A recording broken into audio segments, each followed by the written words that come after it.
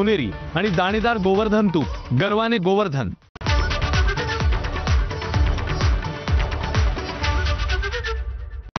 Headlines brought to you by Chitale बंधू।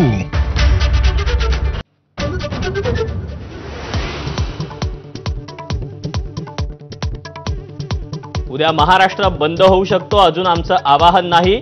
बच्चू कडूंचं वक्तव्य, बैठकीला बोलावून अटक करण्याचा प्लॅन होता, कडूंचा गंभीर आरोप। शेतकरी नेत्यांच्या उपस्थितीअभावी मुख्यमंत्र्यांनी मुंबईत बोलावलेली बैठक अखेर रद्द, आंदोलनात असलेल्या कडूंनी प्रतिनिधी पाठवायला हवा होता, बावनकुळेंचं वक्तव्य।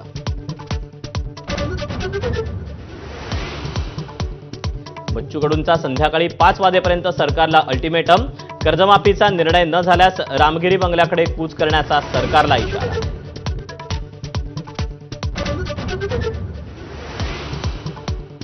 आदित्य ठाकरेंच्या सादरीकरणाची मुख्यमंत्र्यांकडून खिल्ली, आदित्य ठाकरेंनी महाराष्ट्राचा पप्पू असल्याचं सिद्ध करू नये, मुख्यमंत्र्यांचा टोमणा।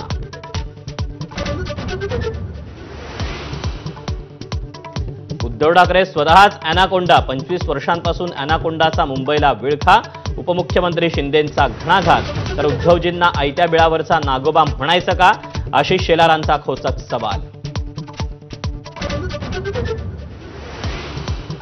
जैन बोर्डिंग व्यवहारात गोखले बिल्डरकडून मिळालेली 230 कोटींची रक्कम गोठवा, शिवसेना नेते रवींद्र धंगेकरांची मागणी, तर विशाल गोखलेंना त्यांचे पैसे परत करण्याची जैन मुनींनी दाखवली उदारता।